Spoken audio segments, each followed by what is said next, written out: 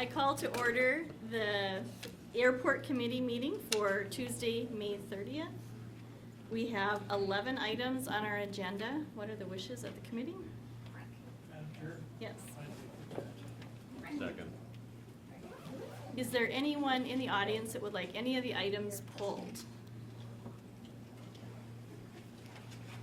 Seeing none, call the roll. Is there any discussion among the committee? All right, call the roll, please. Hadley, Yes. Schimento, Yes. Olson, Yes. Laner. Yes. All right, motion passes. We will call on the airport director.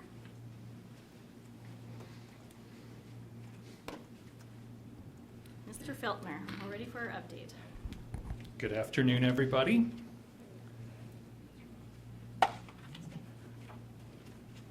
Hey, Derek, what's that? I guess it's just on the one screen, so I guess we're Yeah. good. All right. So spring has arrived at the airport. We've been very busy with a lot of outdoor activities, and I included just a couple photos here. So we're doing a lot of painting. If you'll recall that we got a new laser painter, which you don't see in this picture. You see us doing it the old-fashioned way, but we do have the laser painter, and it is making a huge difference in the way we get things done. And it'll be a big cost saver for us as well. But just doing some touch-up painting here.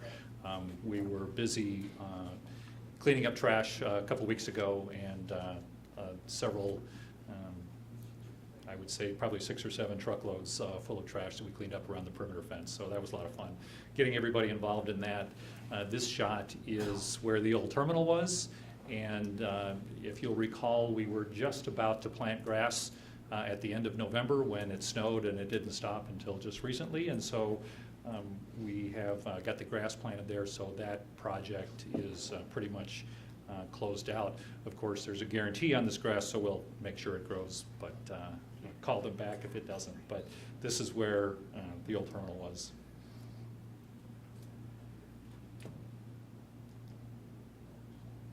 One of the things that we're really proud of that we did in the last couple of weeks is on the volunteer day, we were able to get a lot of folks to come out to the airport. Mr. Laner? If I may, would that be considered indentured servitude when you put the Rotary clubs to work like that? It is. The Rotary Club, I've got to say, was very instrumental in that, although I see you at lunch at Rotary a lot, but I didn't see you out planting trees. So I was talking I on don't the know radio. exactly how that works. I was but- talking on the radio. Oh, okay. But we had a great turnout for that, and just you all know the numbers here because you were involved in this whole thing. But if you'll recall, originally we had budgeted $108,000 for landscaping in order to get up to code and to make the place beautiful, and we were actually able to do this for $38,000, largely because of the volunteers that came in and working with the forestry department on that. So we got 125 shrubs and trees planted, and had a fun day doing it. We'll start going through the numbers now, the green Hey, Rick, lines. One question on the trees. Yes, So is the forest department gonna do the watering of those trees? or- that is correct. Yeah, that's Okay. part of their contract to do the watering. So emplanements, the green lines on these slides will be 2017, and for April, you'll see that we're just slightly below April of 2016. For whatever reason, April traditionally, with the exception of 2015, has been even with 2015, has been a slower month. I will tell you that May looks a lot better. We'll have those numbers shortly, and I'm hoping to see a big uptick next month in this slide. Our load factor is exactly where it was in April of 2016 as well. Still doing very well, just above 70%. Car rental receipts relatively flat year over year, down slightly from March, but just above April of 2016. Concessions, the restaurant continues to do well, a little bit below last year at this time, but still well above the minimum annual guarantee, so we're very pleased with the way that's going. Parking revenue, relatively flat year over year and month to month. One of the items that you approved today was the management of the renewal or the extension of the contract for Republic Parking to manage the parking. And you would have seen in there that we were able to reduce the expense, the management expense, by about $70,000 there. So I anticipate that certainly at the end of that, at the beginning of the new contract in January of 2018, that we'll see the net revenues look much better than what they do today.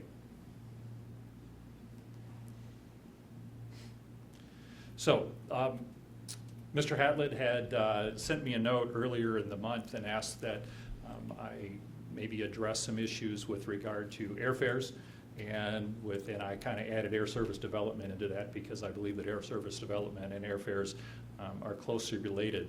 And one of the things that has become abundantly clear to me when I'm out in the community and talking to people and answering questions on Facebook or accusations on Facebook is that the airfares out of Minot are high, and I think that we would all agree that that is certainly the case. And I think what really frustrates people is that the airfares out of Minot are high compared to Bismarck. And when you look at the the relative proximity, and everybody has a story about how they went to search for airfares and they were a lot cheaper out of Bismarck than they were out of Minot.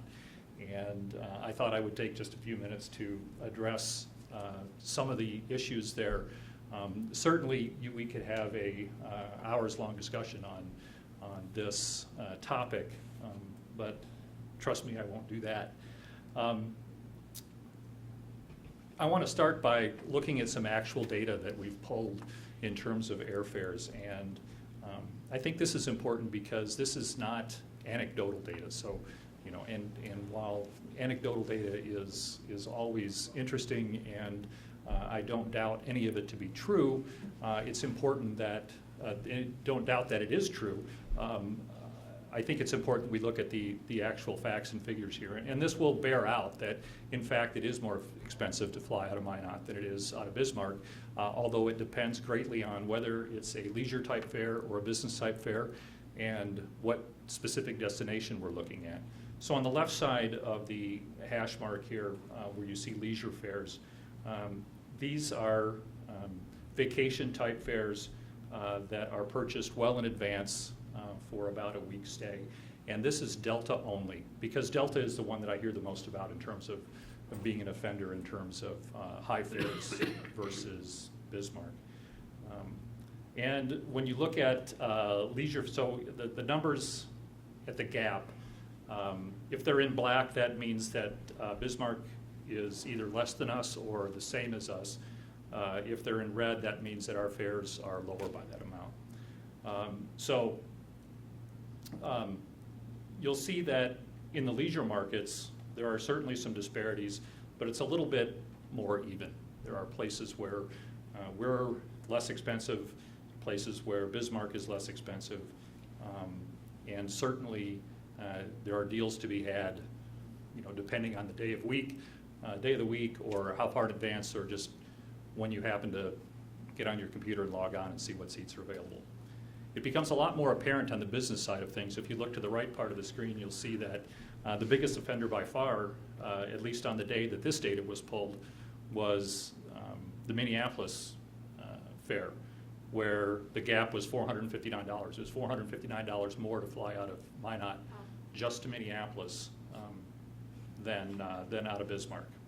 And you'll see that, with the exception of Atlanta and Orlando and Washington and Houston, that, by and large, Bismarck is a less expensive market to fly out of on Delta for business fares. So why is that? What are the factors that an airline looks at when they're determining fares? So first, competition from other carriers. The more competition in a market, the more pressure there is on carriers to lower their airfares. When we look at Minot versus Bismarck, we have several more carriers there than we do here. They've got American flying to Dallas. They've got Frontier flying to Denver and Las Vegas now. And they've got Allegiant service in addition to Phoenix and Las Vegas like we do. They've also got Orlando service there. So what that means is that when you have more competition, the airlines feel more pressure on their fares. And that's why it's so critical for us as a community and me as your airport director to make sure that we're doing everything we can to attract additional service. And when I say additional service, that means more frequency and bigger airplanes from our current customers, and it means attracting carriers like American and Frontier to come in here and provide some competition and put some pressure on those prices. Close related are the number of seats in the market. So Bismarck has about 30% more seats in their market than we do. And again, that ties closely to competition. When you've got that many seats, there's pressure to sell some of those seats at a discount. Load factor. Every month I come in and show you the load factor, and I always tell you what a great deal the load factor is. Well, it's kind of a two-edged sword because the load factor is a good thing. It means the carriers are filling up their seats to capacity. That makes them happy. The downside is that they feel very little pressure to sell seats at a discount, and that's very evident when you look at the leisure versus business market there. I think that they probably hold back a number of business type seats to sell at the last minute because they know they will sell. If you're working for, if you're a corporate traveler and you need to be someplace on Friday and you didn't find out until Wednesday, it doesn't really matter how much the fare is. I mean, if it's $300 more or $400 more, you still have to be there for your work. And so they'll hold those seats back, not let them go at the cheaper price because they know that they're going to fill them at the higher price. And that's what I was talking about there, the business versus leisure fare. I think that with all these things kind of combine to show that when you have more last minute bookings, you don't need to sell seats at the biggest discount. And again, what's the solution to this? The solution to this is not entirely in our hands. I mean, we don't have any control over how the carriers price their tickets. They're in business to sell their tickets for the most that they can get out of them, and that's their business model. What can we do? We as a community, and again, me as your airport director, we need to be focused on attracting air service here and showing that we'll support that. So with that, I ask if there are any questions, anything you want to discuss. Mr. Hadlett? We've got a couple. First one, how did the airline determine business class as opposed to leisure? It has to do with the advanced purchase for the most part. So they have what they're called buckets of fares. So the most expensive being a full coach refundable ticket. So you can buy it and you can fly the next day, and if you don't go, you'll get a full refund for your ticket. And it goes all the way from that down to a 21-day or a 30-day advance purchase, with a 7-day stay. And they sell, fewer of those maybe, or they kind of play around with them, with those buckets, and decide how many seats are going to go in each bucket. And their goal is, of course, to go out full. An airline seat is a very perishable product. Once the aircraft door closes and the airplane pushes back, you can never sell that seat again.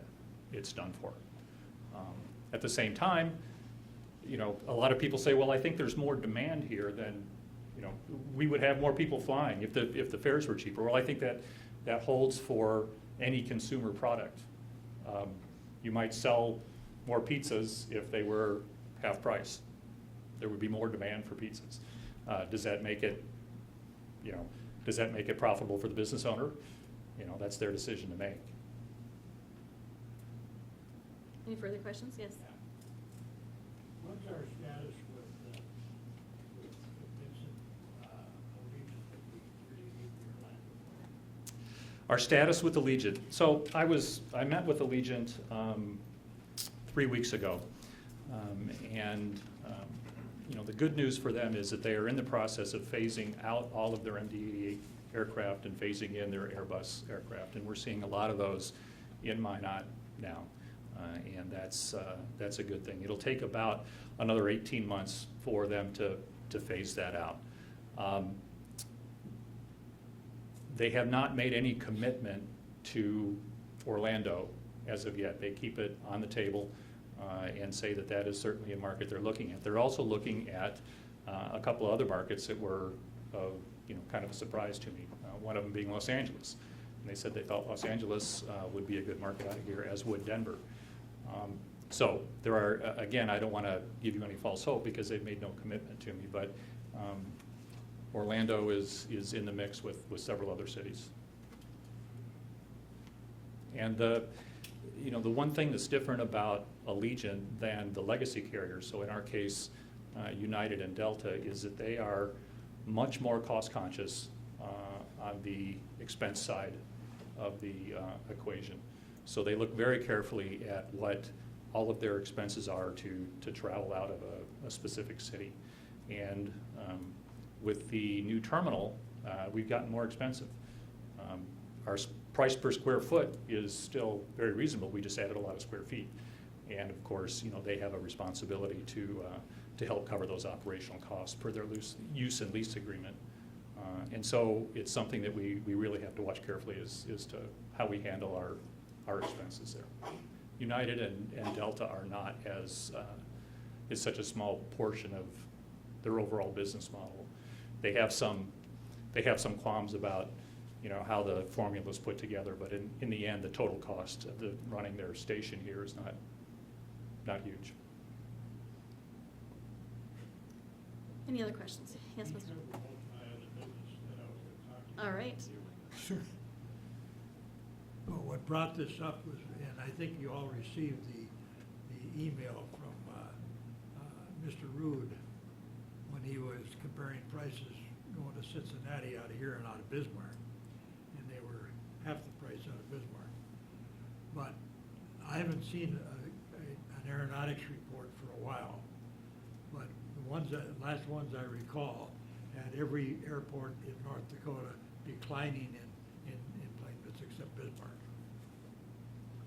I don't know if that's by design. Every airport did what? Declined? All Declined numbers? Yeah. So, right, when you look at the state's year-over-year numbers, Bismarck continues. In February, they were flat to down a little bit. In March and April, they were up slightly. But last year, they had a really good year. They were, for the year 2016, they had an increase. And, so did Jamestown, but, they went from 600 passengers for the year to 800 or something like that. So, but of the big airports, yeah, they Part had of the that is because of Allegiant, I believe, because, Fargo, Grand Forks, and Bismarck have all got Allegiant to Orlando. Right. Interestingly enough, Grand Forks this last month was down 25%. Were they? Yeah. And I don't know the reason for that, but it was a pretty substantial drop. Interesting.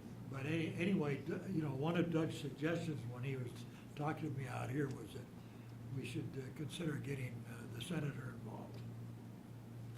To strong-arm Delta, whether that would work or not, I have no clue. But Yes, I think that's something that we should consider very carefully before we do that. That, with my prior experience at an airline, that could very easily backfire. is that right? So I'm not saying that we shouldn't consider it, but I think we should talk about that before we would do anything rash. Yes. Any further questions? I'm done. I do have one comment with this being the last airport committee that we will have. We will certainly rely on you, Mr. Feltner, to make sure that airport issues are still coming before us. Without it being a separate committee, I don't know how and, in which fashion it will be presented to us, but we want to be on top of things that are happening at the airport, and if there are things that we can do, please let us know. Chairman Olson, I will commit to that. I appreciate the leadership that the committee has shown. I've looked, you know, as a new member of the staff here, you all have been great to work with, and I appreciate all your input over my first year here, and I will continue to keep you involved. Thank you. Nothing else before the committee? We are adjourned.